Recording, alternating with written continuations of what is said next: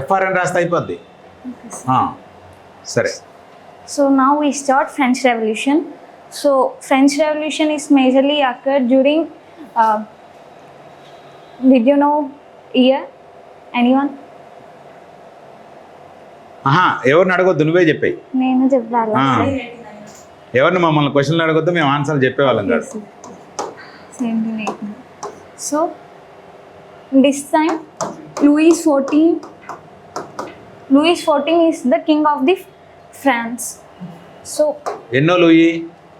14. Right. Louis XIV. But Louis అనకూడదు, Louis 14. Louis XIV. Majorly this time French was in undergoing economic crisis.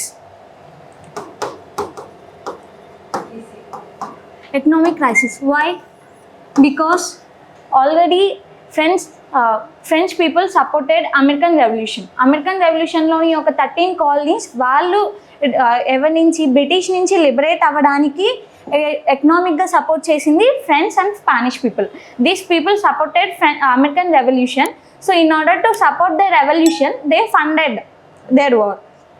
So ఇందువల్ల వీళ్ళు economic క్రైసిస్లో ఉన్నారు. ఇదే టైంలో వాళ్ళకి ఫెమైన్. సో ఫెమైన్ వల్ల ఫ్రూట్ ప్రొడక్షన్ బాగా తగ్గిపోయింది. ఇంకా అక్కడ ఉన్న కింగ్ లూయిస్ 14 అతను ఎగ్జాగ్రేటెడ్గా ఎక్కువ ఖర్చు చేసేవారు. ఎక్కువ ప్యాలెస్లోని వాటన్నిటికీ మ్యాగ్నిఫిషెంట్గా ఖర్చు చేయడం వల్ల వాళ్ళ యొక్క ఖజానా అనేది చాలా రెడ్యూస్ అయింది డ్రాస్టిక్గా. లగ్జరీస్. సో ఈ ఎకనామిక్ క్రైసిస్ వల్ల ఫ్రెంచ్ అనేది చాలా ఇబ్బంది పడేది. అండ్ ఫుడ్ ప్రొడక్షన్ కూడా తగ్గిపోవడంతో కాస్ట్ అనేది చాలా పెరిగిపోయి ఇన్ఫ్లేషన్ అనేది అయ్యేది. సో ఇదే టైంలో మనకి అక్కడ ఉన్న ఏమంటారు క్వీన్ మ్యారీ ఆంటనీ ఒకటి అంటారు, ఇప్పుడు బ్రెడ్ లేకపోతే కేక్ తినచ్చు కదా అని. ఆమెకి ఏంటి బ్రెడ్ కేక్ రెండు దేంతో తయారు చేస్తారు? ఫ్లోర్తో. సో అక్కడ ఫ్లోరే లేకపోతే కేక్ అయినా ఎలా వస్తుంది? సో ఇది అనేది అక్కడ కరెంట్ సిచ్యువేషన్.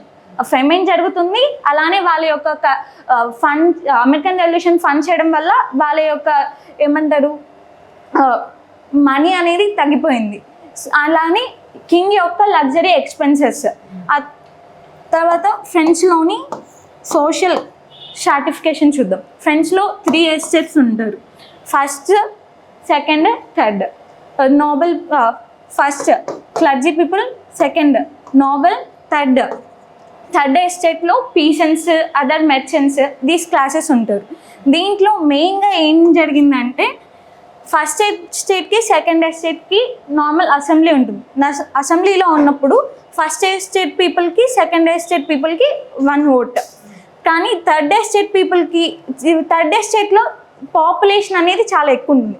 ఫస్ట్ సెకండ్ ఎస్టేట్లో మనకి 30% పీపుల్ ఉంటే థర్డ్ ఎస్టేట్లో ఆల్మోస్ట్ రిమైనింగ్ 70% పీపుల్ ఉన్నారు. సో వీళ్ళిద్దరికి 1 ఓట్, అలానే థర్డ్ ఎస్టేట్ పీపుల్కి 1 ఓట్. ఈ ప్రొపోర్షన్ అనేది ఇలా ఉండడం వల్ల ఏమైంది అని అంటే థర్డ్ ఎస్టేట్ పీపుల్ వాళ్ళకి ఇంకో ఓటు కావాలి అని చెప్పి నేషనల్ అసెంబ్లీ జరిగేటప్పుడు అడుగుతారు కన్వీన్ అయినప్పుడు. అండ్ మేజర్లీ ఈ థర్డ్ ఎస్టేట్ పీపుల్ అక్కడ ఓటు అడగడానికి కారణం ఏంటి అని అంటే ఫస్ట్ ఎస్టేట్లో మనకి నోబెల్ పీపుల్, సెకండ్ ఎస్టేట్లో క్లర్జీ పీపుల్ ఉన్నారు. వీళ్ళు హయ్యర్ క్లాస్ పీపుల్ అవ్వడం వల్ల కింగ్ మేజర్గా ట్యాక్సెస్ అనేది థర్డ్ ఎస్టేట్ పీపుల్కి మాత్రమే వేసేవాళ్ళు. వీళ్ళు యొక్క కాంట్రిబ్యూషన్ అనేది చాలా తక్కువ ఉంటుంది ట్యాక్సెస్కి. అండ్ చర్చ్కి సపరేట్ ట్యాక్స్ ఉంటుంది. థాలేస్ అండ్ డిలైట్ అని చెప్పి ట్యాక్స్ ఉంది. సో ఈ ట్యాక్సెస్లో మేజర్గా థర్డ్ ఎస్టేట్ పీపుల్ కాంట్రిబ్యూట్ చేస్తున్నారు.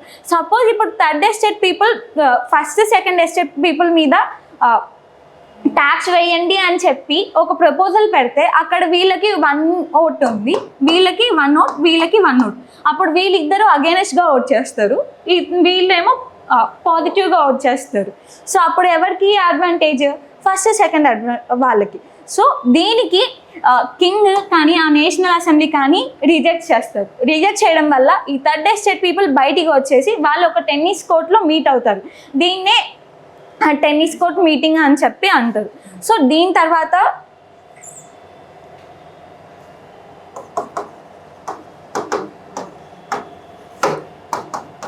రాబోస్పేర్ వస్తారు, రెయిన్ ఆఫ్ టెర్రర్.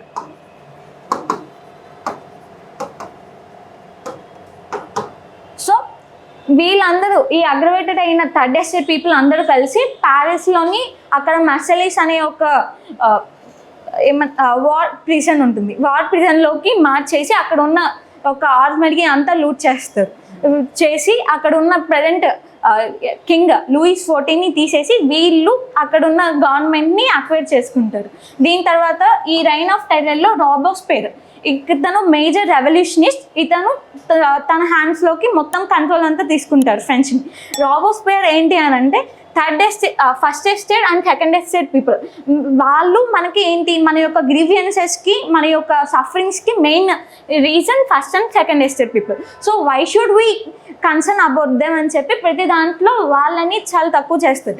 అలానే ఇతను గవర్నమెంట్లో ఎవరైతే సపోర్ట్ చేస్తారో ఫస్ట్ అండ్ సెకండ్ ఎస్టేట్ పీపుల్కి వాళ్ళని కూడా చంపడం మొదలు పెడతారు. సో ఈయన ఇంట్రడ్యూస్ చేసిన మెథడే గిల్లటిన్. సో ఈ గిల్లటిన్ ద్వారా ఎవరైతే అతనికి అగైనెస్ట్గా ఉన్నారో, అలానే ప్రీవియస్ గవర్నమెంట్లో నోబెల్స్ ఎవరైతే ఈ రెవల్యూషనిస్ట్కి అప్రెస్ చేశారో వాళ్ళందరినీ ఈయన గిల్లటిన్ చేయడం మొదలుపెట్టేసి అందరు వెళ్తారు. ఈవెన్ అతని యొక్క సపోర్టర్స్, అతని యొక్క క్లోజ్ ఫ్రెండ్స్, రిలేటివ్స్ని కూడా ఇతను గిల్లటిన్ చేస్తారు. సో ఈ రైన్ ఆఫ్ టెర్రర్ తర్వాత 5 మెంబర్స్ డైరెక్టరేట్ వస్తుంది. సో రైన్ ఆఫ్ టెర్రర్లో ఏంటి, మనకి మొత్తం యొక్క కంట్రోల్ అంతా 1% చేతిలోకి వెళ్ళిపోయింది. అలానే ఈ కాన్సన్ట్రేషన్ ఆఫ్ పవర్ ఏం లీడ్ చేసింది, వాళ్ళు ఏదైతే డిక్టటోరియల్గా అతను డిసిషన్స్ తీసుకున్నారో దానికి అగైన్స్ట్గా ఎవరు వచ్చినా కానీ సో ఎవరు యాక్షన్ తీసుకోలేకపోయారు. సో ఈ 5 మెంబర్స్ డైరెక్టరేట్లో ఏంటి, ఆ పవర్ కాన్సన్ట్రేషన్ని అనేది మనము ప్రివెంట్ చేయాలి అని చెప్పి 5 మెంబర్స్ వస్తారు. ఈ నెక్స్ట్ 5 మెంబర్స్ రావడం వల్ల ఇక్కడ మేజర్ డిఫెక్ట్ ఏమైంది అని అంటే 5 మెంబర్స్ అన్నారు, ఓకే 5 మెంబర్స్ దగ్గర మేజర్గా పవర్ అండ్ సెగ్రిగేషన్ అనేది క్లారిటీ లేదు. అలానే వీళ్ళు వీక్ ఉండడం వల్ల నెక్స్ట్ నెపోలియన్ వస్తారు. నెపోలియన్ వెంటనే వచ్చి ఆయన రూలర్ అని చెప్పి చెప్పరు, పీపుల్ స్లోగా యాక్సెప్ట్ చేయాలి అని అంటే వాళ్ళు ఎలా యాక్సెప్ట్ చేసుకుంటారో మైండ్కి కొంచెం టైం ఇవ్వాలి. సో వీళ్ళు ఒక 3 మెంబర్స్ కన్సల్టేషన్ని ఫామ్ చేస్తారు. ఈ 3 మెంబర్స్ కన్సల్టేషన్స్లో ఫస్ట్ మేజర్ హెడ్ ఎవరు, నెపోలియన్. సో ఆ తర్వాత ఈయన ఏంటి కింగ్, ఆయన డిక్లేర్ చేసుకుంటారు, కింగ్ ఆఫ్ ఫ్రాన్స్ అని చెప్పి డిక్లేర్ చేసుకుంటారు. డిక్లేర్ చేసుకున్న తర్వాత నెపోలియన్ వచ్చిన టైంలో మనకి చాలా రిఫార్మ్స్ అన్నిటికీ కనిపిస్తాయి. నెపోలియన్ టైంలో ఏవేవి రిఫార్మ్స్, నెపోలియన్ యూనిఫామ్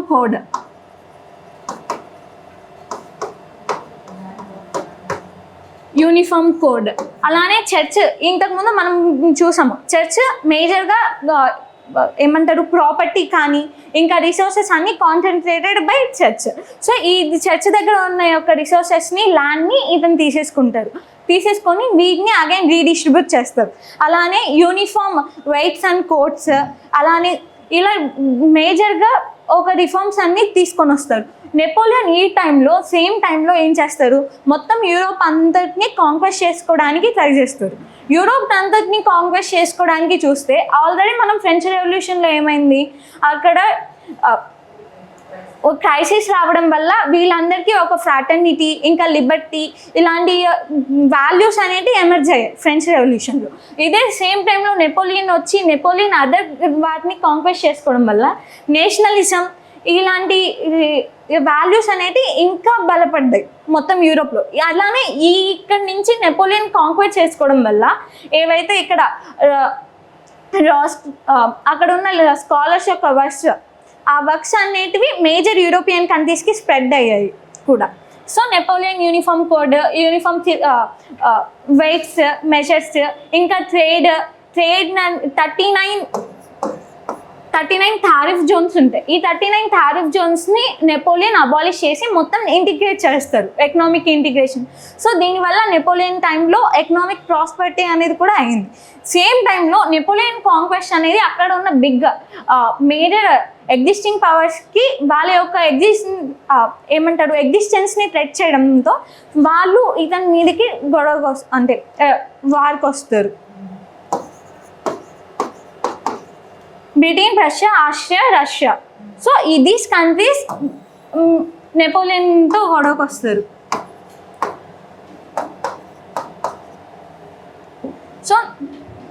నెపోలియన్ని డిఫీట్ చేస్తారు. Napoleon went into exile. After that 1815 Napoleon again return to France. దీన్ని బ్యాటిల్ ఆఫ్ వాటర్లూ అంటారు. సో బ్యాటిల్ ఆఫ్ వాటర్లూలో అగైన్ మనకి నెపోలియన్ డిఫీట్ అవుతారు. సో నెపోలియన్ డిఫీట్ అయ్యి ఇక్కడ ఉన్న మేజర్ ఈ మొత్తం ఫ్రాన్స్ కానీ నెపోలియన్ ఏదైతే కాంక్వెస్ట్ చేశారో ఈ ఏరియా అంతా మొత్తం ఎవరి చేతిలోకి దీస్ కంట్రీస్ ఈ 4 అనేటివి మనకి వాళ్ళు పంచుకుంటారు. మాకు ఈ కంట్రీ కావాలి అని సెగ్రిగేట్ చేసుకుంటారు. ఎవరా 4? Britain, Russia, Austria, Russia. So these countries అనే వాళ్ళు సెగ్రిగేట్ చేసుకుంటారు. సెగ్రిగేట్ చేసుకోవడం వల్ల లేటెస్ట్ స్టేజెస్లో ఇదే మనకేంటి unification of Germany and unification of ఇటలీకి దారితీస్తుంది. ఎందుకు అనంటే ఈ ఆస్ట్రియా అనేది ఇక్కడ ఏంటి ట్రీటీ ఆఫ్ ప్యారిస్ జరుగుతుంది. సో ఈ వార్ ఎండ్ అయిన తర్వాత ట్రీటీ ఆఫ్ ప్యారిస్లో ఏమవుద్ది, ఈ కంట్రీస్ అందరూ ఒక చోట కన్వీన్ అయ్యి వాళ్ళకి ఎవరికి ఏ కంట్రీ కావాలి అని చెప్పి డిసైడ్ చేసుకొని ఉంటారు.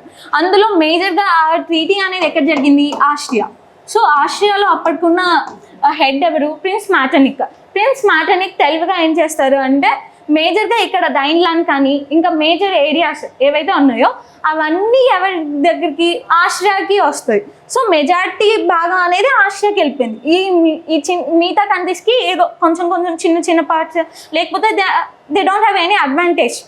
సో దీనివల్ల లేటర్ యూనిఫికేషన్ ఆఫ్, ఎందుకు అని అంటే ఆస్ట్రియా మొత్తం తెలివిగా తీసేసుకుంది, ఆస్ట్రియా మనల్ని మోసం చేసింది అని లేటెస్ట్ స్టేజెస్లో ఇటలీ కానీ జర్మనీ రియలైజ్ అయ్యి వాళ్ళు యూనిఫికేషన్ ఆఫ్ జర్మనీకి ఇటలీకి దారితీస్తుంది. సో మనకు ఫ్రెంచ్ రెవల్యూషన్లో నేర్చుకోవాల్సింది. So there is a connection between treaty of Paris and Italian unification and German unification. Yes sir. Okay, the deceiving nature of Austria was identified here. Yes sir. By both Italy as well as Germany. Right. Yes good. sir. So ఇక్కడ first నుంచి నేర్చుకోవాల్సింది ఏంటంటే rise of fraternity, liberty and freedom values. And major ఆ టైంలో ఉన్న scholars Rousseau and Montesquieu, segregation of powers in spirit of life book. So ఇవి మనకి major points. దీని తర్వాత మనము ఇండస్ట్రియల్ రెవల్యూషన్ అంటే ఎలా స్టార్ట్ అయింది. మాంటెస్క్యూ ఏం చెప్పాడు? Montesquieu separation of powers. Separation of powers between 3 organizations of the government. Organs of the government. Legislature, executive and judiciary. Right.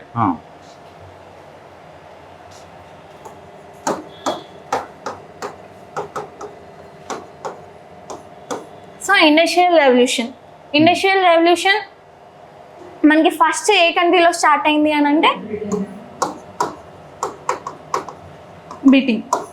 So ఈ టైం ఫ్రెంచ్ రెవల్యూషన్ అయిపోయింది. Yes sir, complete. So what is its impact? So that's impact is it realizes the power of the government. And here now my questions are, suppose before we delve into this industrial revolution, so causes of French revolution అని అంటే ఏంటి రాస్తావు? 1వ point ఏంటి, 2వ point ఏంటి, 3వ point ఏంటి, 4వ పాయింట్ ఏంటి, 5వ పాయింట్ ఏంటి? ఓకే, అట్లానే ఇప్పుడు కోర్స్ ఆఫ్ ఫ్రెంచ్ రెవల్యూషన్ అని అంటే all the people should remember these points when you are giving your topic and you need to answer the questions, and everyone knows here the entire story because in the class all the things are discussed in detail. Now what we are discussing here, what is the answer to the question? Try to give in a nutshell, this is the story. Then yes, if this is the question, yes, this is the point. Economic reason, political reason, geographical reason, like that. Your religious reason, you have to give all these reasons.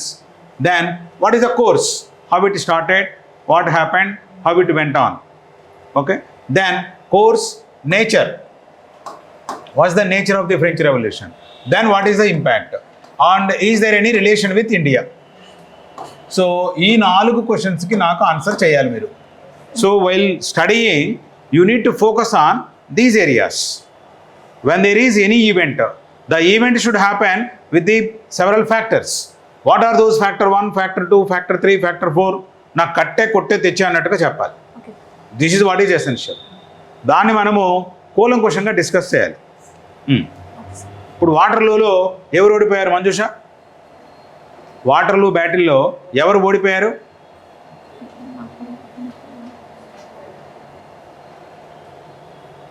Napoleon. ఏ countries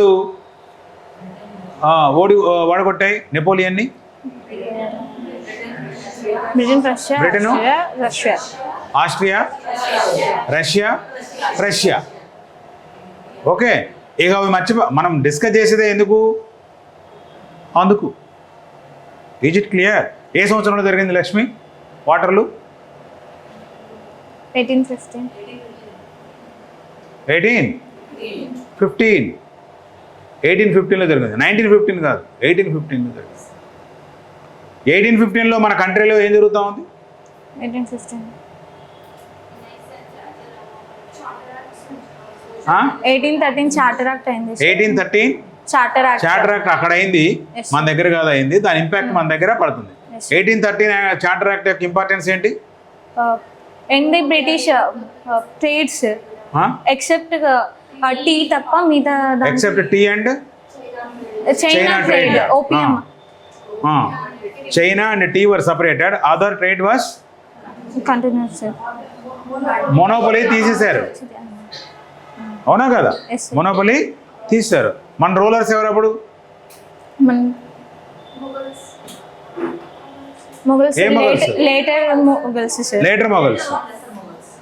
later Mughals or lesser Mughals. ఎవరు governor general ఉన్నారు?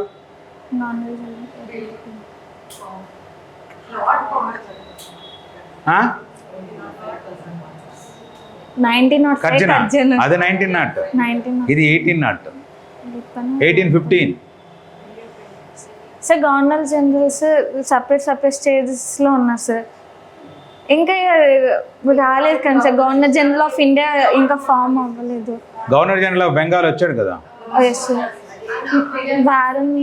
Governor general of Bengal ఎప్పుడు వచ్చాడు? 1773. This is how you need to proceed to remember the things. మనం డిగ్ చేసుకుంటా వెళ్ళాలి.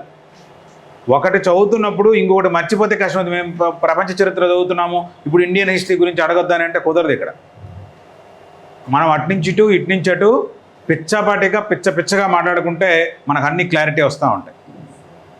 Okay, ఎవరున్నారో చూడు ఇప్పుడు ఒకసారి. గవర్నర్ జనరల్ ఎవరున్నారో చూడు 1815లో. విలియం బెంటింగ్ ఎప్పుడు వచ్చాడు? 33లో వచ్చాడు. ఆయన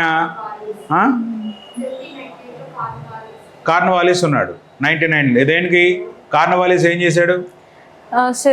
అమెరికన్ రెవల్యూషన్. సబ్సిడరీ అలయన్స్ ఎవరు? సబ్సిడరీ అలయన్స్ ఇంట్రడ్యూస్ చేసింది ఎవరు? Lord Cornwallis. మరి అదే కదా చెప్పాల్సింది మీరు. 1799లో పెట్టాడు, 1800లో మన నైజాం వచ్చి ఫస్ట్ నుంచున్నాడు. ఇవన్నీ మాట్లాడుకున్నాం కదా. Then Nizam first person. Cornwallis. Regulating act వచ్చినప్పుడు ఎవరున్నారు? Regulating Warren Hastings. ఇవి మర్చిపోకూడదు అంతే. ఒకసారిగా చదివితే ఇవి గుర్తుండవు. కాబట్టి we need to discuss as many times as possible. Is it clear? Presentation జరుగుతున్నప్పుడు మీరు రఫ్ పేపర్ తీసుకుని, ఇదేం హరికథ బుర్ర కథ కాదు, మీరేం ప్రేక్షకులు కాదు. మనం వచ్చింది ఇక్కడ యుద్ధం చేసేదానికి. మీరు అక్కడ వాటర్లు అని అంటే ఇట్లా చూస్తూనే ఉండాలా. ఓకే, వాటర్లు 1815లో జరిగిందా? ఓకే, బ్రిటను, రష్యా వీళ్ళందరూ దీంట్లో, ఆస్ట్రియా వీళ్ళందరూ దీంట్లో ఇన్వాల్వ్ అయి ఉన్నారా? నెపోలియన్ ఓడిపోయాడా అని మైండ్లో అనుకుంటూ చెప్తున్న దానికి మనం ఫాలో అప్ అవుతూ ఇంకొకసారి రివిజన్ చేస్తూ రాస్తూ ఉండాలి. That is how here the presentation should go on and you need to write in your rough notebook. Rough notebook నిండిపోతూ ఉండాలి. ఓరకే ఇట్లా ప్రేక్షకుల్లాగా ఇంకా అయిపోతే బాగుండు అని అనుకుంటే కష్టం అవుతుంది. ఇక్కడ you need to revise, be ferocious. డొసైల్గా డల్గా కూర్చోవద్దు, ఇలాగని నీరసంగా. Right, proceed. So main causes of French revolution, economic క్రైసిస్లో ఏం అమెరికన్ రెవల్యూషన్కి ఫండ్ చేశారు, అలానే expenses of king. And political కాసెస్లో కింగ్ యొక్క inability to manage the revolt, అది కూడా ఒక కాసెస్. అలానే రూమర్స్ స్ప్రెడ్ అయ్యాయి, కంట్రీ సైడ్లో రూమర్స్ స్ప్రెడ్ అయ్యాయి. ఏమని? King is going to send some robbers or other assassinators to kill the revolutionaries and to damage the crop yield. అలానే అక్కడ ఉన్న famine conditions, geographical condition, famine జరగడం, అక్కడ ఫ్లోర్ ఈల్డ్ తగ్గిపోవడం, అలానే ఇన్ఫ్లేషన్ రైస్ అవడం అనేది ఎకనామిక్ క్రైసిస్లో. సో ఇవి అనే కాసెస్. అండ్ కోర్స్లో 1789 అక్కడ మీటింగ్లో నుంచి third estate people walk away from the meeting. National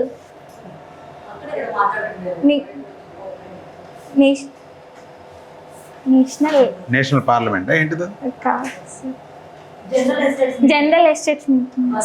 so general estates మీటింగ్లో వాళ్ళు third estate people walkout and then they again meet in the tennis court meeting. దాని తర్వాత నాకు ఫ్లో చార్ట్ పడాలి. అక్కడ కోర్స్ అనగానే ఫ్లో చార్ట్ పడాలి. First ఏం జరిగింది, తర్వాత ఏం జరిగింది, ఎందుకు జరిగింది, ఎలాగా, ఒక 60 పాయింట్లతో ఉండాలి అక్కడ. మార్షల్స్ మార్చ్ తర్వాత రాబోస్పైర్ తర్వాత దీని రీన్ ఆఫ్ టెర్రర్ అనాలి. Okay. 5 members directorate, then Napoleon. 5 members లో ఒకడా? నో సార్, 5 members డైరెక్టరేట్ తర్వాత నెపోలియన్ వాళ్ళని ఓవర్థ్రోన్ చేసి వస్తారు సార్. రైట్. సో నెపోలియన్ తర్వాత బ్యాటిల్ ఆఫ్ వాటర్లూ తర్వాత again this Bourbon dynastic kings Louis 17 will take over the throne of the France. And మేజర్గా ఫ్రాన్స్కి ఆల్మోస్ట్ 8 కాన్స్టిట్యూషన్స్ ఉంటాయి. ట్రీటీ రాయలేదు నువ్వు అక్కడ? Yes sir.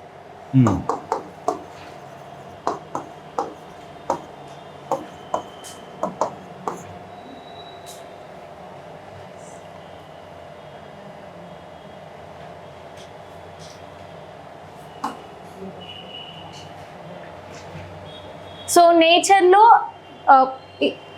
దానివల్ల వాల్యూస్ అనేటి అంటే ఫ్రెంచ్ రెవల్యూషన్ వల్ల rise of values of nationalism, liberty, fraternity and freedom, these values అనేవి రైజ్ అవుతాయి. అలానే ఉమెన్ యొక్క ఇంపార్టెన్స్ అనేది కూడా అవుద్ది. ఉమెన్ కూడా రెవల్యూషన్లో పార్టిసిపేట్ చేస్తారు, కానీ ఉమెన్ దాని గురించి అంత సిగ్నిఫై చేయరు.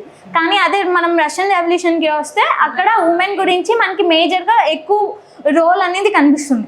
ఇక్కడ ఉమెన్ గురించి ఎందుకు మనకి అంతగా కనిపించదు అని అంటే, అగైన్ రాబోస్పైర్ అతను ఇన్ఛార్జ్ అయినప్పుడు, అతను పవర్లోకి వచ్చిన తర్వాత Robespierre is against the women's liberation and women's empowerment. So ఈ అగైన్ ఏం చేస్తారు, మొత్తం అక్కడ ఉన్న ఉమెన్స్ యొక్క సొసైటీస్, సీక్రెట్ సొసైటీస్ని కానీ వాటన్నిటిని ఆపేస్తారు. సో నేచర్లో మనకి వాల్యూస్, థర్డ్ ఎస్టేట్ పీపుల్ అంటే ఈక్వాలిటీ, ఈ వాల్యూస్ అనేవి పెరగడం, ఇవన్నీ మనం చూస్తాం.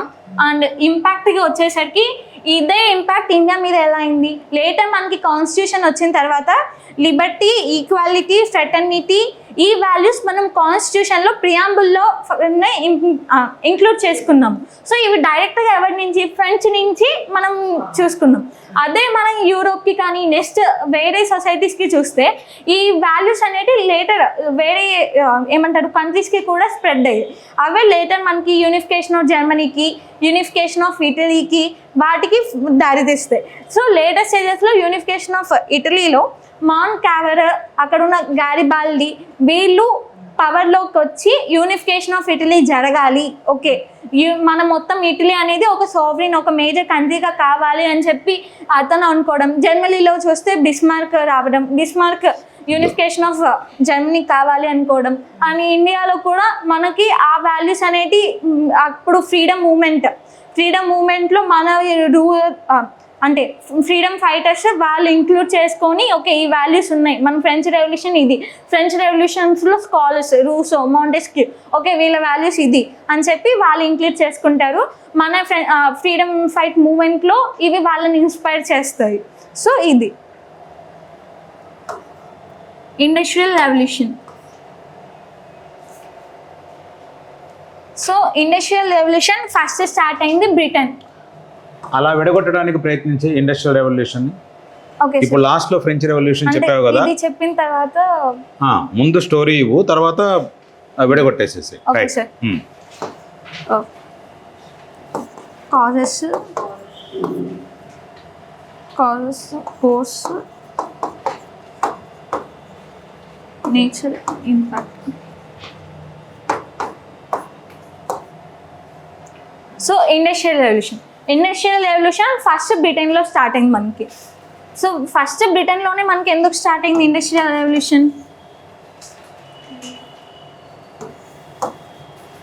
మ్యాగ్నా కట్ట అనేది మనకి 11th centuryలోనే వచ్చింది.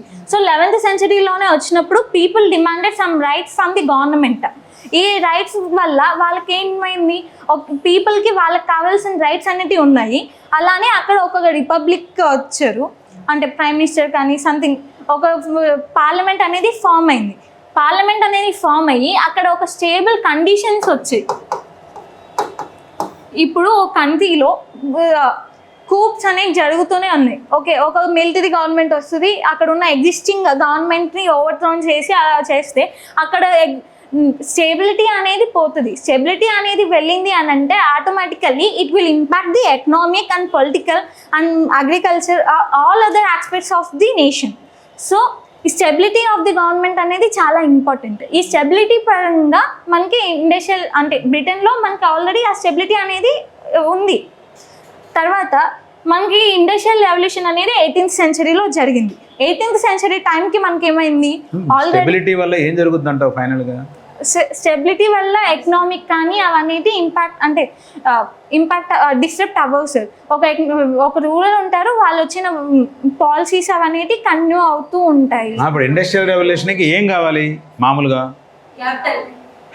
అరే ఇండస్ట్రియల్ క్యాపిటల్ ఉన్నా కూడా ఇండస్ట్రియల్ రెవల్యూషన్ రాదు.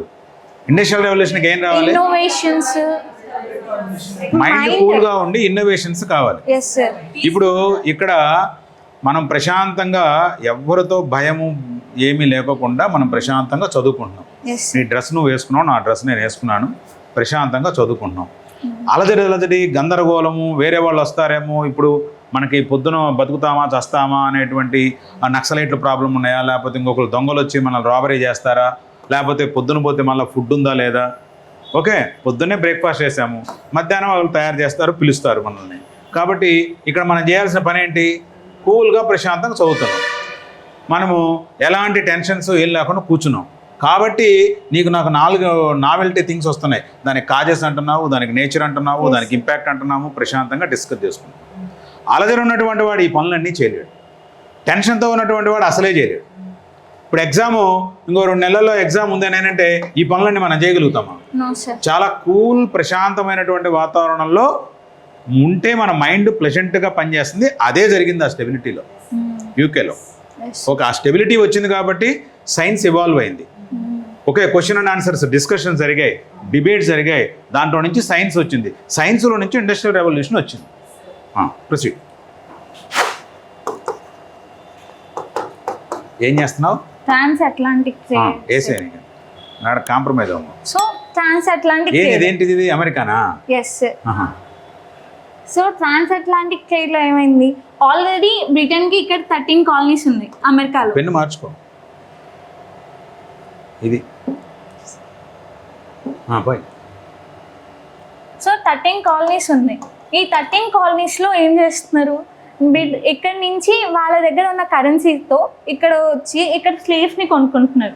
స్లేవ్స్ని కొనుక్కొని మళ్ళీ ఇక్కడ ఈ 13 కాలనీస్లో ఆల్రెడీ అక్కడ రిసోర్సెస్ ఉన్నాయి. ఇక్కడ మనకి మౌంటైన్స్ చూసుకుంటే ఇక్కడ ఏం మౌంటైన్స్ ఉన్నాయి, అపలాచియన్స్. సో ఈ అపలాచియన్స్ ఇంకా ఇక్కడికి స్ప్రెడ్ అవ్వలేదు, ఓన్లీ ఈ అపలాచియన్స్ మౌంటైన్స్కి ఇటువైపుకున్నారు. సో ఇక్కడ ఉన్న అంటే ఫర్టైల్ ల్యాండ్లో వాళ్ళు కల్టివేట్ చేస్తున్నారు. ఏమేమి కల్టివేట్ చేస్తున్నారు? మెయిన్గా టొబాకో, ఇంకా షుగర్ కేన్. సో ఈ క్రాప్స్ అనేవి వాళ్ళు బాగా పండించి అక్కడ వచ్చిన సప్లైస్ అనేవి మళ్ళీ బ్రిటన్కి తీసుకొస్తున్నారు. సో ఇక్కడ ఏమైంది, ఈ సప్లైస్ అనేది ఫామ్ అయింది. సో బ్రిటన్కి ఏమొచ్చింది, ఇక్కడ ఈ సప్లైస్ వల్ల వాళ్ళకి కరెన్సీ కానీ మనీ అనేది ఉంది.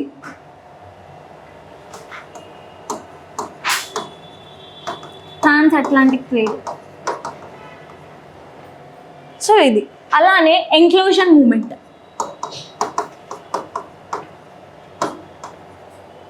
ఎన్క్లోజర్ మూమెంట్లో ఏంటి, ముందు మనకి బ్రిటన్లో ఫ్యూడలిజం అనేది ఉంది.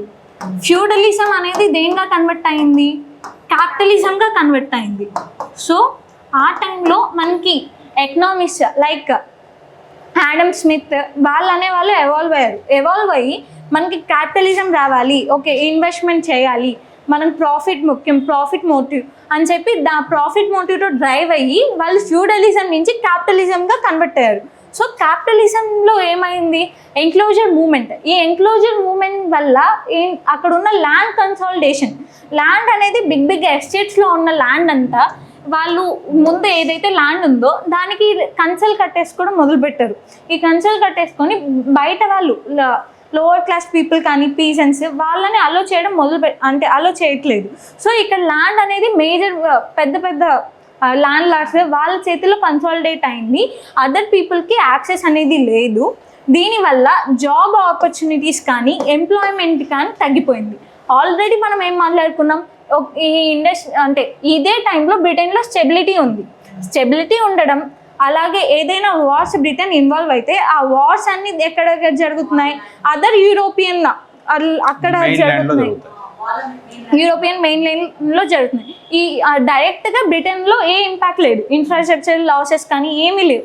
సో దీనివల్ల ఈ స్టెబిలిటీ, దీనివల్ల ఇక్కడ ఒక పాపులేషన్ అనేది ఎక్స్ప్లోషన్ అయింది. సో పాపులేషన్ ఎక్స్ప్లోషన్ అవ్వడం వల్ల ఆ పాపులేషన్ ఏమో చాలా మంది ఉన్నారు, కానీ గ్రోయింగ్ జాబ్ ఆపర్చునిటీస్ ఏమో చాలా తక్కువ ఉన్నాయి.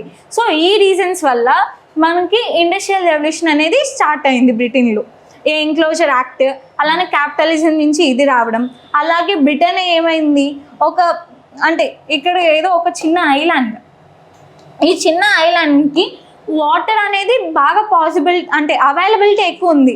సో ఈ వాటర్ వల్ల నావిగేషన్ రూట్స్, ఇంకా రైల్వేస్ రూట్స్ అవన్నీ బాగా డెవలప్ అయ్యాయి బ్రిటన్లో. సో రైల్వేస్ కానీ ఇవన్నీ డెవలప్ అయినప్పుడు ఏమవుద్ది, ట్రాన్స్పోర్టేషన్ అనేది ఇంక్రీజ్ అవుద్ది, పీపుల్ టు పీపుల్ కాంటాక్ట్ పెరుగుతుంది. సో ఈ రీజన్స్ అన్నీ మనకి ఇండస్ట్రియల్ రెవల్యూషన్కి కాజెస్. సో ఇండస్ట్రియల్ రెవల్యూషన్ తర్వాత ఏమైంది, పీపుల్ స్లోగా థింక్ చేయడం మొదలుపెట్టారు. ఏమని థింక్ చేయడం మొదలుపెట్టారు, ఓకే పాపులేషన్ ఎక్స్ప్లోడ్ అయింది, వాళ్ళకి ఫుడ్, గ్రోయింగ్ పాపులేషన్ మీట్ అవ్వాలి అంటే ఫుడ్. ఇదే సిచ్యువేషన్ మనకి ఇండియాలో కూడా జరిగింది. ఎప్పుడు 1954 ఆఫ్టర్ ఇండిపెండెన్స్ ఆ టైంలో మనకి మొత్తం పాపులేషన్ ఏమో ఉన్నారు, కానీ ఈల్డ్ ఏమో తక్కువ ఉంది. దానికి మనం ఏం చేసాం, గ్రీన్ రెవల్యూషన్ని ఇంప్లిమెంట్ చేసుకున్నాం. ఇదే టైం మనలాగే సేమ్. ఇప్పుడు ఏ సంవత్సరం ఆ ప్రాబ్లం వచ్చింది, గ్రీన్ రెవల్యూషన్ ఎప్పుడు స్టార్ట్ చేసాము? ఎప్పుడు? నువ్వు 54 అన్నావు అంటే ఆ టైం పీరియడ్లో. ఆ టైం పీరియడ్ ఎట్ట అవుతుంది? 1954లో ప్రశాంతంగానే ఉన్నాం కదా. 1962లో వార్ జరిగింది, 1965లో వార్ జరిగింది. We unable to continue the 4th 5-year plan. Yes sir. Okay, after the 1965 war. Yes, then we have gone for 1966-67 first annual plan. Yes, we unable to continue the 5-year plan and started the rolling plan concept. ఆ rolling plan కాన్సెప్ట్లో first మనము annual ప్లాన్కి వెళ్ళాం, second annual plan, third annual plan. అక్కడ ఇంకా కాంట్రవర్ట్ సిచ్యువేషన్లో ఏం చేసి వచ్చాము, హై ఈల్డింగ్ వెరైటీ ప్రోగ్రామ్ అని HYVP ప్రోగ్రామ్ అని పెట్టారు. ఆ హై ఈల్డింగ్ వెరైటీ ప్రోగ్రాంలో మనం గ్రీన్ రెవల్యూషన్ తెచ్చుకోవడం జరిగింది. సో సేమ్ ఇక్కడ కూడా అగ్రికల్చర్ రిఫార్మ్స్ వచ్చాయి. ఈ టైం పీరియడ్లో అగ్రికల్చర్ రిఫార్మ్స్ అంటే ఏంటి, అంటే అక్కడ ఏదన్నా ప్రాబ్లం అంటూ వస్తే దానికి సొల్యూషన్ అనేటువంటిది ఆలోచన చేస్తే వస్తుంది. That is what you need to understand. Problem వచ్చి ఆలోచన చేయకుండా పోతే చచ్చిపోతాం. ప్రాబ్లం వచ్చి ఆలోచన చేసి దానికి కష్టపడితే అది విక్టరీ వస్తుంది. That leads to A revolutionary thing వస్తుంది. ఆ రెవల్యూషనరీ థింగే ఇండస్ట్రియల్ రెవల్యూషన్ అక్కడ, మనకి గ్రీన్ రెవల్యూషన్ ఇక్కడ. సో అగ్రికల్చర్లో ఏమైంది, ఈ వాళ్ళ యొక్క ఎగ్జిస్టింగ్ ప్రాబ్లమ్స్ వల్ల వాళ్ళు అగ్రికల్చర్లో రిఫార్మ్స్ తీసుకొచ్చారు. ఎందుకు? ఈల్డ్ అనేది పెరగడానికి. So in order to support the growing population, దానివల్ల అగ్రికల్చర్ ఇంటర్ క్రాపింగ్ అంటే ఒక క్రాప్ తర్వాత వేరే క్రాప్, దీనివల్ల ఏంటి న్యూట్రిషన్ ఎఫిషియన్సీ అనేది ఇంక్రీజ్ అవుద్ది. ఆ తర్వాత scientific cattle breeding and seed drilling method, ఈ మెథడ్స్ని ఇంప్లిమెంట్ చేశారు. సో ఈ అనేటి రీజన్స్, ఈ రీజన్స్ తర్వాత మనకి ఇండస్ట్రియల్ రెవల్యూషన్లో ఏమైంది, ఈ గ్రోయింగ్ ఏదైతే సర్ప్లస్ వచ్చిందో ఆ సర్ప్లస్ అనేది ఈ అంటే ఇండస్ట్రియల్ రెవల్యూషన్ అనేది ఏ రూపంలో వచ్చింది? రెవల్యూషన్ అంటే ఏమొచ్చింది రెవల్యూషన్? కాటన్ టెక్స్టైల్స్ అనేవి ఫామ్ అయ్యేసాయి అక్కడ. ఇక్కడ కంట్రీస్ అంటే కాలనీస్ నుంచి ఏదైతే కాటన్ రా మెటీరియల్ ఉందో ఆ కాటన్ అంతా అంటే ఒక మిషన్ ని ఉపయోగించడం అనేటువంటిది మొదలు పెట్టారు. ఇన్నోవేషన్స్ స్టార్ట్ అయ్యాయి. ఆ మాటలు నువ్వు మాట్లాడాల్సింది. ఇన్నోవేషన్స్ వచ్చాయి. ఇన్నోవేషన్స్ ఎందుకు వచ్చాయి? ఇప్పుడు అందరికీ ప్రశాంతంగా ఉద్యోగం ఉందనుకో, పొద్దున పోతాం, సాయంత్రం పడుకుంటాం, మళ్ళీ పొద్దున లెగుస్తుంటాం, ఎవడో ఆలోచన చేయాల్సిన అవసరం లేదు. అక్కడ ఉద్యోగాలు లేవు కాబట్టి ఏం చేశారు? They started thinking, novelty thinking వచ్చింది, న్యూ నవ్యచాలనాలు వచ్చేసాయి, ఇన్నోవేషన్స్ వచ్చేసాయి. సీడ్ డ్రిల్లింగ్ చేయడం అనేటువంటిది ఉందా ఇంత మునుపు? అక్కడ నువ్వు ఉపయోగించావు, అందుకని నేను అడుగుతున్నాను, దాన్ని లింకప్ చేస్తున్నావా లేదా అని. ఏ రూపంలో ఇండస్ట్రియల్ రెవల్యూషన్ వచ్చింది? ఇప్పుడు ఇండస్ట్రియల్ రెవల్యూషన్ వచ్చింది. Now this industrial revolution is called what is called as fourth industrial revolution. Fourth industrial revolution ఏ రూపాల్లో వచ్చింది అని అంటే ఆర్టిఫిషియల్ ఇంటెలిజెన్స్ రూపంలో వచ్చింది, క్వాంటమ్ కంప్యూటింగ్ రూపంలో వచ్చింది, 3D టెక్నాలజీ రూపంలో వచ్చింది. ఇట్లా ఒక్కొక్కటి దాన్ని మనం రకరకాలుగా మనం మాట్లాడాల్సినటువంటి అవసరం ఉంది. అట్లా మాట్లాడాలి. సో స్పిన్నింగ్ జర్నీని ఇన్వెంట్ చేశారు. ఈ స్పిన్నింగ్ జర్నీ వల్ల ఏమైంది, ముందు మనము ఒక 5 days అప్పుడు షర్ట్ తయారు చేస్తే స్పిన్నింగ్ జర్నీ వల్ల ఆ ప్రాసెస్ అనేది ఈజీ అయ్యి తక్కువ టైంలోనే మనం షర్ట్ కానీ ఇంకా అదర్ క్లాత్స్ తక్కువ టైంలో చేయడం మొదలుపెట్టారు. దీనివల్ల ఇక్కడ అఫోర్డబుల్ క్లాత్ కానీ, అలానే ఇక్కడ బ్లాక్ ప్రింటింగ్, ప్రీవియస్లీ ఈ షర్ట్స్ పైన డిజైన్స్ కానీ అవన్నీ వాళ్ళు షూట్ చేసి వాళ్ళు టైం పట్టేది. కానీ బ్లాక్ ప్రింటింగ్ ఈ టైంలో ఏమైంది, వాళ్ళు ఆల్రెడీ ఒక ప్రింట్ అనేది తయారు చేసుకుంటారు. ఆ ప్రింట్ని ఒక రాక్ టైప్లో దాంతో ప్రింట్ చేయడం మొదలు పెడతారు అన్ని క్లాత్ మీద. సో దానివల్ల వాళ్ళ ఎఫిషియన్సీ అనేది పెరుగుతుంది, టైం తగ్గుతుంది, అలానే అఫోర్డబుల్ ప్రైజెస్కి మనకి క్లాత్స్ అనేవి దొరుకుతాయి. సో మేజర్గా ఈ మొత్తం కాటన్ కానీ అంత రా మెటీరియల్ అనేది ఈ కాలనీస్లో ఏదైతే ప్రొడ్యూస్ అయ్యిందో అదంతా మనకి బ్రిటన్కి వెళ్ళేది. బ్రిటన్కి వెళ్ళి ఇక్కడ వీళ్ళు మేజర్ టెక్స్టైల్ ఇండస్ట్రీస్ని ఎస్టాబ్లిష్ చేశారు. సో ఈ టెక్స్టైల్ ఇండస్ట్రీస్ని ఎస్టాబ్లిష్ చేసినప్పుడు వీళ్ళు ఈ రా మెటీరియల్ కానీ గూడ్స్ ట్రాన్స్పోర్ట్ చేయడానికి ఆల్రెడీ వాళ్ళ దగ్గర ఏమున్నాయి, వాటర్ వేస్ కానీ రైల్వేస్ అవన్నీ రోడ్ వేస్ ఆల్రెడీ ఎగ్జిస్టెంట్ ఉన్నాయి. దానివల్ల వీళ్ళకి ఇంకా ఈజీ అయిపోయింది. సో ఇది ఇండస్ట్రియల్ రెవల్యూషన్. ఇండస్ట్రియల్ రెవల్యూషన్ తర్వాత వాటి యొక్క ఇంపాక్ట్స్.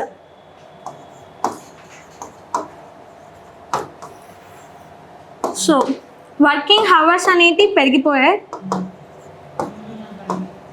సో మనం ఏం మాట్లాడుకున్నాం, క్యాపిటలిజంలో మెయిన్ మోటివ్ ఏంటి, ప్రాఫిట్ వల్ల వేజెస్ ఎవరైతే అక్కడ వర్క్ చేస్తున్నారో వర్కర్స్ యొక్క కండిషన్స్ని ఓనర్స్ అసలు పట్టించుకునే వాళ్ళు కాదు. వాళ్ళ మెయిన్ ఏంటి, ప్రాఫిట్ ముఖ్యం. సో ప్రాఫిట్ని మ్యాక్సిమైజ్ చేయడానికి వాళ్ళు ఆల్టర్నేటివ్ మెథడ్స్ని చూసుకునేవాళ్ళు. ఎలా ప్రాఫిట్ తగ్గించచ్చు, ఎలా వర్కింగ్ అవర్స్ని ఇంక్రీజ్ చేస్తే వాళ్ళకి ఏంటి, వర్కర్స్ ఎక్కువసేపు వర్క్ చేస్తారు, అలానే హైజీనిక్ కండిషన్స్ ఉండేవి కాదు. హైజీనిక్ కండిషన్స్ మీద వాళ్ళు ఇన్వెస్ట్ చేస్తే వాళ్ళ యొక్క ప్రాఫిట్ అనేది అక్కడ అవుతుంది. సో వాళ్ళ ఇన్వెస్ట్మెంట్ అనేది మనీ అనేది తక్కువ అవుద్ది. సో హైజీనిక్ కండిషన్స్, ఇంకా చైల్డ్ లేబర్ పెరుగుతుంది. సో డిగ్రేడింగ్ ఎన్విరాన్మెంటల్ కండిషన్స్, ఇక్కడ ఏదైతే కాటన్ ఇండస్ట్రీస్లో మన వాటర్ అనేది యూజ్ చేస్తారో అక్కడ కెమికల్స్ యూజ్ చేస్తారు, మనం డైస్ అవన్నీ. ఆ డైస్ ఈ కెమికల్స్ అనేవి ఆటోమేటిక్గా వాటర్లో కలిసిపోయి ఆ వాటర్ అనేది ఏంటి వితౌట్ రీడింగ్ డైరెక్ట్గా మనం నేచర్లోకి వదిలేస్తున్నాం, వాటర్స్లలోకి వదిలేస్తున్నాం. సో ఇక్కడ environmental degradation. Example Thames river in London. So ఇవి అనేవి మనకి ఇంపాక్ట్. ఇదే లేటర్గా ఏమైంది, ఈ ఇండస్ట్రియల్ రెవల్యూషన్ అనేది స్ప్రెడ్ అవ్వడం మొదలుపెట్టింది వేరే కంట్రీస్కి. కానీ ఆ కంట్రీస్ అనేవి స్లోగా అంటే కొంచెం టైం పట్టింది మిగతా కంట్రీస్కి రావడం. సో ఇప్పుడు ఇండస్ట్రియల్ రెవల్యూషన్, బ్రిటన్లోని ఇండస్ట్రియల్ రెవల్యూషన్కి causes nature,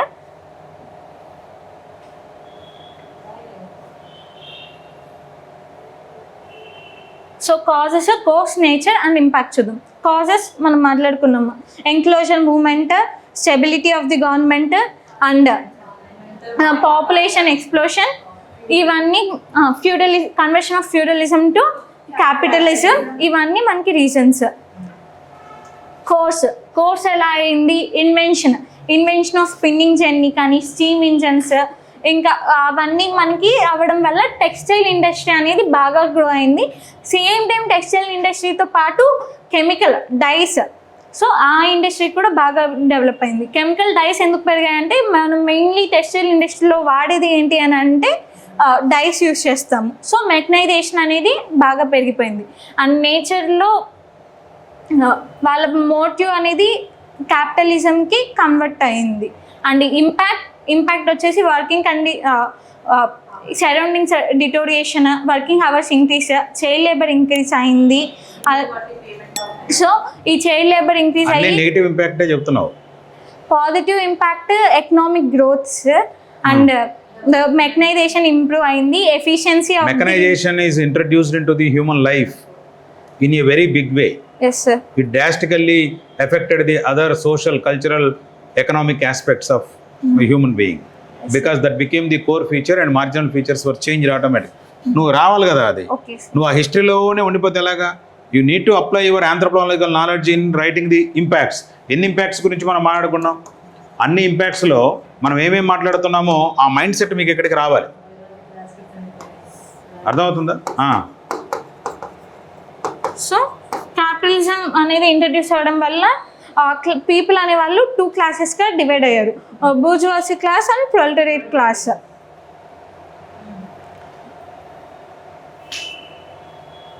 next industrial revolution in other countries and America. అక్కడ కోర్సులో అది రావాలి. Discuss the course of industrial revolution అంటే నువ్వు you should not limit yourself to UK. అంటే కంట్రీ స్పెసిఫిక్గా ఉంది, బట్ నువ్వు ఓవరాల్ స్టోరీ ఏం చేస్తావు? Okay sir. కంట్రీ స్పెసిఫిక్గా ప్రతి కంట్రీలో పోయి మనము చిన్న చిన్న పాయింట్లు మాట్లాడాల్సిన అవసరంలా.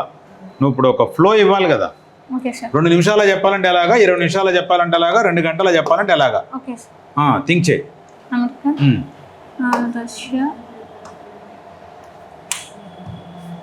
జర్మనీ. జీ చిన్నది రాస్తావా? So America. సో అమెరికాలో మనం ఆల్రెడీ అమెరికా కాదు, అది అమెరికా. Okay sir.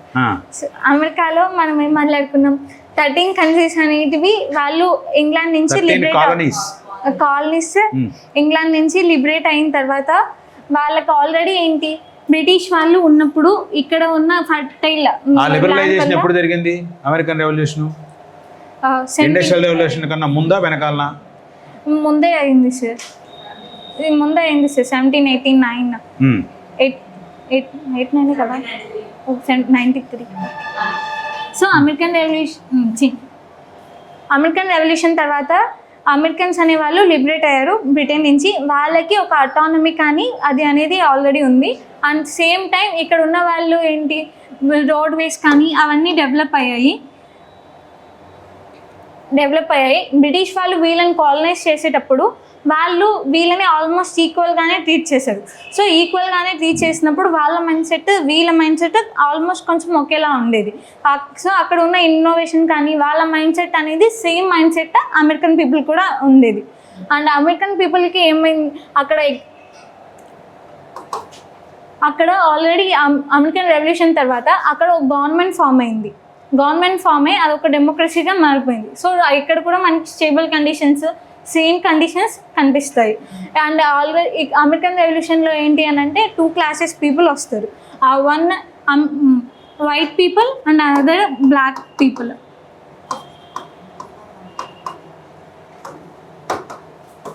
ఈ లేటర్ స్టేజెస్లో ఇండస్ట్రియల్ రెవల్యూషన్లో మనకి వీళ్ళ యొక్క ఇంపార్టెన్స్ కూడా కనిపిస్తుంది. సో ఇక్కడ ఏమవుతుంది అని అంటే అమెరికన్స్ మేజర్గా దేని మీద ఫోకస్ చేస్తాను అంటే కన్స్యూమర్ గూడ్స్, మనం డైలీ యూజ్ చేసే గూడ్స్ పైన ఫోకస్ చేస్తారు. ఈ గూడ్స్ పైన ఫోకస్ చేసి అక్కడ వాళ్ళని ప్రొడక్షన్ని కానీ సప్లైని కానీ వాటిని పెంచడానికి ట్రై చేస్తారు. వాళ్ళకి ఆల్రెడీ అక్కడ రోడ్స్ని వాటిని ఏంటి అని అంటే ప్రైవేట్ పీపుల్, క్యాపిటలిజం అనేది ఆల్రెడీ అమెరికాలో కూడా ఉంటుంది. సో వాళ్ళ రోడ్స్ కానీ అవన్నీ ప్రైవేట్ పీపుల్ డెవలప్ చేస్తారు. ప్రైవేట్ పీపుల్ ఒక్కొక్క చోట డెవలప్ చేయడం వల్ల ప్రైవేట్ పీపుల్ దగ్గర క్యాపిటల్ అనేది ఎక్కువ ఉంటుంది. సో క్యాపిటల్ దానివల్ల ఇన్వెస్ట్మెంట్ అనేది పెరుగుతుంది. సో ఇన్వెస్ట్మెంట్ అయ్యి అమెరికాలో బాగా ఇన్వెస్ట్ అయ్యేది. అండ్ అమెరికాలో అక్కడ స్టేబుల్ కండిషన్స్ అవన్నీ ఏంటి, ఇన్నోవేషన్స్కి బాగా ప్రమోట్ చేస్తాయి. దానివల్ల వాళ్ళకి తొందరగానే ఇండస్ట్రియల్ రెవల్యూషన్ అనేది జరిగింది. కానీ ఇక్కడ మనకి ఏంటంటే కోర్స్ అనేది వేరు. ఇక్కడ ఏంటి స్టీమ్ ఇంజిన్ అనేది అమెరికన్స్ ఇన్నోవేట్ చేస్తారు. అండ్ ఇక్కడ రైల్వేస్ రూట్స్ ఇవన్నీ బాగా పెరుగుతాయి. బాగా పెరిగితే లేటెస్ట్ స్టేజెస్లో ఏమవుద్ది అని అంటే వీళ్ళు ఈ రైల్వేస్ని ఈ స్టీమ్ ఇంజిన్తో చేంజ్ చేస్తారు. అంటే ముందర మనకి స్టార్టింగ్ బ్లాక్ ఉంటుంది కదా రైల్కి, దాన్ని స్టీమ్ ఇంజిన్తో, అంటే ముందు కోల్తో ఉండేదాన్ని స్టీమ్ ఇంజిన్తో ఎలా రన్ అవుద్ది అని చెప్పి వాళ్ళు ట్రై చేస్తారు. ఇలా రైల్వేస్ రోడ్స్ కూడా బాగా పెడతాయి. దీనివల్ల కన్స్యూమర్ గూడ్స్ అనేవి పెరుగుతాయి. ఇక్కడ మనం ఆల్రెడీ మాట్లాడుకున్నాం, అమెరికాలో ఎవరు క్యాపిటలిస్ట్ అనే వాళ్ళు బాగా ఉన్నారు, వాళ్ళ ఇన్వెస్ట్మెంట్ అనేది ఉంది. ఇన్వెస్ట్మెంట్ వల్ల ఎందుకు వీళ్ళు రైల్వేస్ తయారు చేయాల్సి వచ్చింది? రైల్వేస్ వల్ల అంటే ఒక చోట సపోజ్ ఇక్కడ క్యాపిటలిస్ట్ ఉన్నారు, ఇక్కడ ఇంకొకటి ఒక ఇండస్ట్రీ అనేది ఎస్టాబ్లిష్ చేశారు. ఇక్కడ నుంచి ఇక్కడికి వీళ్ళకి ఏంటి, వాళ్ళకి కావాల్సిన రా మెటీరియల్స్ అనేవి రావాలి అని అంటే వాళ్ళకి రోడ్స్, రైల్వేస్, ఆ రూట్ కనెక్షన్స్ అనేవి ఇంపార్టెంట్ ట్రాన్స్పోర్ట్ కోసం. సో ఈ క్యాపిటలిస్ట్ పీపుల్, ఈ ప్రైవేట్ పీపుల్ అందరూ కొలాబరేట్ అయ్యి రైల్వేస్లో ఇన్వెస్ట్మెంట్ చేయడం మొదలుపెట్టారు. సో దట్ డైరెక్ట్గా ఈ రా మెటీరియల్ అనేది వాళ్ళకి డైరెక్ట్ ఇండస్ట్రీస్లోకి సప్లై అయ్యేట్టు, మళ్ళీ వాళ్ళు ట్రాన్స్పోర్ట్ పైన వేరే ఇబ్బంది పడకుండా. దీనివల్ల అక్కడ ఉన్న కన్స్యూమర్ గుడ్స్ కానీ ఆ రైల్వేస్ ఒక రా మెటీరియల్ ట్రాన్స్పోర్ట్ కోసమే చేశారా? నో సార్, అంటే వాళ్ళ యొక్క రా మెటీరియల్ నుంచి తయారు చేసేది ఫినిష్డ్ ప్రొడక్ట్ మార్కెట్కి. సో టు గెట్ ది రా materials and to distribute the products to the different marketing centres, రెండు పర్పస్లు ఉండాలి. Yes sir. సో దీనివల్ల అమెరికాలో ఇండస్ట్రియల్ రెవల్యూషన్ అనేది మేజర్గా డ్రైవ్ అయింది.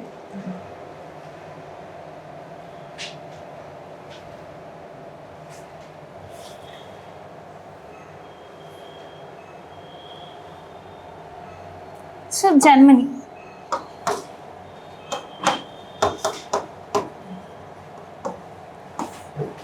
బిస్మార్క్. ఆఫ్టర్ జర్మన్ యూనిఫికేషన్ జర్మనీలో ఎవరున్నారు? బిస్మార్క్ ఉన్నారు. బిస్మార్క్ ఏంటి అంటే ఆల్రెడీ వాళ్ళ కింగ్ ఉన్న కానీ జర్మనీ యూనిఫికేషన్ అయిపోయినంత వరకు వాళ్ళకి ఇండస్ట్రియల్ రెవల్యూషన్ లేదు. ఆ విషయం మనకు అర్థం కావాలి. అమెరికన్ రెవల్యూషన్ అయిపోయిన తర్వాత అమెరికాలో ఇండస్ట్రియల్ రెవల్యూషన్ వచ్చింది. ఈ క్లారిటీ మనకు ఉండాలి. గ్లోరియస్ రెవల్యూషన్ తర్వాత యూకేలో ఇండస్ట్రియల్ రెవల్యూషన్ వచ్చింది. ఆ క్లారిటీ మనకు రావాలి. సో బిస్మార్క్ ఏం చేశారు అని అంటే బిఫోర్ జర్మన్ యూనిఫికేషన్ అతను కంట్రీస్ ఏరియాని అంటే ఆస్ట్రియాలో ఉన్న హాబ్స్బర్గ్ అక్కడ ఉన్న ల్యాండ్ని, అలాగే ఈ ఆస్ట్రియా మెయిన్ ల్యాండ్ని, ఈ రెండింటిని తను కలవాలి అని అంటే మనకి ఎకనామిక్గా ఇంటిగ్రేట్ అవ్వాలి. సో ఇతను జొల్లోవీడిన్ అనేది ఫామ్ చేస్తారు 1834లో. దీనివల్ల మనకి రిపబ్లిక్గా కానీ ఒక నేషన్గా ఇంటిగ్రేట్ కాకపోయినా కానీ ఎకనామిక్గా ఇంటిగ్రేట్ అయింది. Almost like economic unions current days. So ఈ జల్లవిడిని 1834లో ఫామ్ చేస్తారు. దీనివల్ల అక్కడ ఆల్రెడీ ఏంటి మనకి ట్రేడ్ బ్యారియర్స్ అనేటివి ఉండవు, ఎకనామిక్ అనేది ఫ్రీ ట్రేడ్ అవుతుంది, మూవబిలిటీ అనేది ఉంటుంది, వర్కర్స్ కూడా ఇక్కడి నుంచి అక్కడికి అక్కడి నుంచి ఇక్కడికి మూవ్ అయ్యి ఎంప్లాయ్మెంట్ ఆపర్చునిటీస్ అవన్నీ పెరుగుతాయి. ఆఫ్టర్ జర్మన్ యూనిఫికేషన్ బిస్మార్క్ ఏం చేస్తారు, మేజర్గా 3 రిఫార్మ్స్ తీసుకొస్తారు. ఒకటి రైల్వేస్ అండ్ స్టేట్ ఫండెడ్, ఇవి రైల్వేస్ కూడా. మనం అమెరికాలో చూస్తే ఫస్ట్ అవి ప్రైవేట్ ఫండెడ్, కానీ మనకి జర్మనీలో ఇవి స్టేట్ ఫండెడ్. అలానే సైంటిఫిక్ ఎడ్యుకేషన్ని సపోర్ట్ చేస్తారు.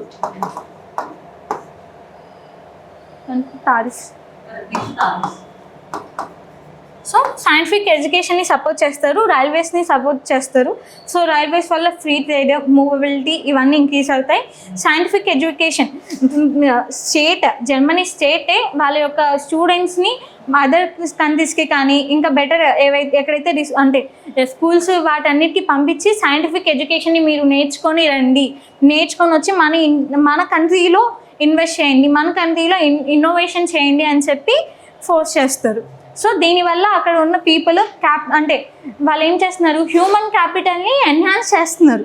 హ్యూమన్ క్యాపిటల్, ఆ హ్యూమన్ రిసోర్స్ అనేది బాగా పెరుగుతుంది.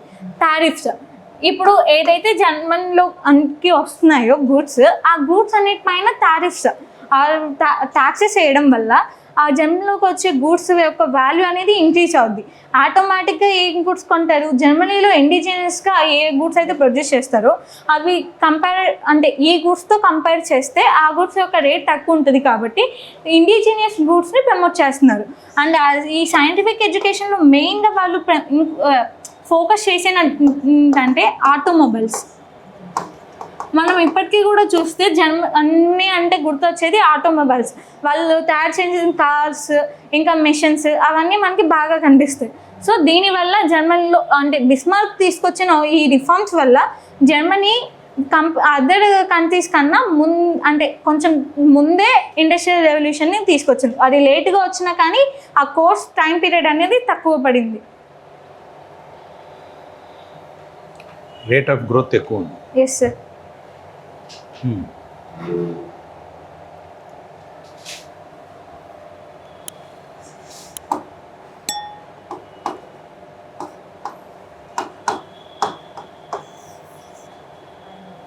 సో తైవాన్లో ఏమనుకున్నాము, తైవాన్ అన్నిటికన్నా లాస్ట్ కంట్రీ మనకి ఇండస్ట్రియల్ రెవల్యూషన్కి చూసుకుంటే. కానీ ఇక్కడ ఏమవుద్ది, తైవాన్కి ఇటు సైడ్ మనకి ఏముంది, అమెరికా. సో అమెరికాలో అంటే ఒక షిప్ అనేది పంపిస్తారు అక్కడ ఉన్న గవర్నమెంట్. ఆ షిప్లో వచ్చిన సోల్జర్స్ కానీ ఆ షిప్ యొక్క హెడ్ చేసిన మిషన్ వాళ్ళు ఏమని ఫోర్స్ చేస్తారు అంటే, తైవాన్ అప్పటి వరకు క్లోజ్డ్ కంట్రీ అయితే మీరు మాకు మీ యొక్క ఎకానమీని ఓపెన్ చేస్తారా, లేదా మేము డైరెక్ట్గా మీ మీద అటాక్ చేయాలా అని చెప్పి బెదిరిస్తారు. సో బెదిరిస్తూనే తైవాన్ ఏం చేస్తారు, ఓకే మీరు అన్నారు కదా మేము ఓపెన్ చేస్తాము అని అంటారు. ఎందుకంటే తైవాన్ అనేది చాలా చిన్న కంట్రీ, అదే టైంలో వాళ్ళ దగ్గర రిసోర్సెస్ లేవు, అదర్ ఎకనామిక్ క్యాపబిలిటీస్ లేవు, ఏం లేవు. వాళ్ళు అంటే అమెరికాతో యుద్ధానికి దిగే అంత వైబిలిటీ కానీ ఆపర్చునిటీ వాళ్ళకి లేదు. సో వాళ్ళు యాక్సెప్ట్ చేసిన వెంటనే వాళ్ళు ఏం చేస్తారు, ఓకే మీరు వచ్చారు, మీ గూడ్స్ని మా దాంట్లోకి అలో చేయడం అనేది కాకుండా తైవాన్ ఏం చేస్తారు అని అంటే, వాళ్ళ యొక్క స్టూడెంట్స్ని ప్రతి కంట్రీస్ ఇండస్ట్రియల్ రెవల్యూషన్ ఏ కంట్రీస్లో అయితే జరిగిందో ఆ కంట్రీస్ అన్నిటిలోకి వాళ్ళ స్టూడెంట్స్ని, వాళ్ళ వర్కర్స్ని, అదర్ పీపుల్ని అందరినీ పంపిస్తారు. అక్కడ ఏవైతే గుడ్ ప్రాక్టీసెస్ ఉన్నాయో, అక్కడ ఏదైతే టెక్నాలజీ ఉందో ఆ టెక్నాలజీని మీరు నేర్చుకొని మళ్ళీ రండి అని చెప్పి పంపిస్తారు. సో దీనివల్ల తైవాన్లో ఏమైంది, ఆ టెక్నాలజీ వీళ్ళు మొత్తం నేర్చుకొని మళ్ళీ ఇక్కడికి వచ్చి ఇక్కడ వాళ్ళు అప్లై చేయడం మొదలుపెట్టారు. సో తైవాన్లోనే ఇన్ఫ్రాస్ట్రక్చర్ కానీ అవన్నీ వాళ్ళు ఎస్టాబ్లిష్ చేసి మ్యానుఫ్యాక్చరింగ్ ఫెసిలిటీస్ని పెంచుతారు. దీనివల్ల తైవాన్ అనేది బాగా వస్తుంది. లేటర్ వీళ్ళు సెమీకండక్టర్ ఇండస్ట్రీలో బాగా ఫోకస్ చేసి సెమీకండక్టర్ ఇండస్ట్రీలో అంటే వాళ్ళు మెయిన్ యొక్క ఇంపార్టెంట్ సెక్టర్ అనేది సెమీకండక్టర్ అవుద్ది.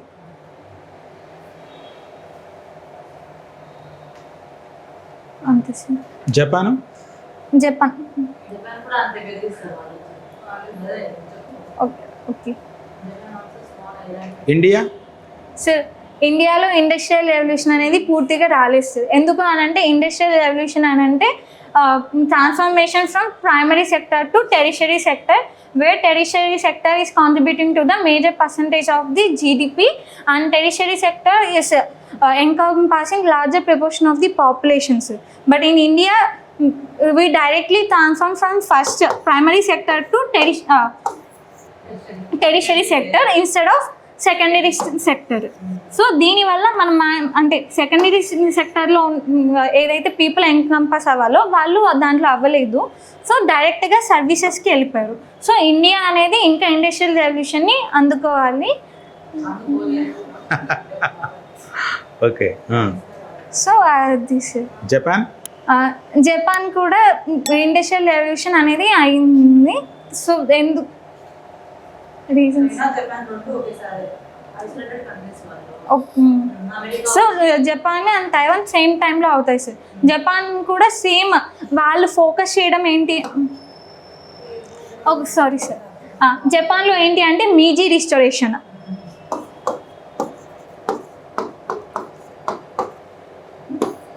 మీజీ రిస్టోరేషన్లో అక్కడ ఈ రూల్ నార్మల్గా మీజీస్ కింద సో అంటే హెడ్స్ లాగా ఉంటారు, ప్రావిన్సెస్కి హెడ్ లాగా ఉంటారు. ఈ ప్రావిన్సెస్ హెడ్స్ వాళ్ళు రూల్ చేస్తూ ఉంటారు. సో డైరెక్ట్గా డిఫాక్టో రూలర్ మీజీ అయినా కానీ అక్కడ యొక్క పవర్ అనేది ఇతని యొక్క కింద ఉన్న ప్రావిన్షియల్ లీడర్స్ మీద ఉండేది. సో ప్రావిన్షియల్ లీడర్స్ మెయిన్గా ఏంటి వాళ్ళ యొక్క మోటివ్స్ వాళ్ళు అవి చూసుకున్నారు. సో దానివల్ల మనకి ఇక్కడ అంటే ల్యాండ్ కాన్సన్ట్రేషన్ కూడా మొత్తం ప్రావిన్స్ లీడర్స్ దగ్గర ఉండేది. సో దీనివల్ల అక్కడ మనకి ఇండస్ట్రియల్ రెవల్యూషన్ లేట్ అయింది. లేటర్ మనకి ఏమవుద్ది అని అంటే ఈ మీజీ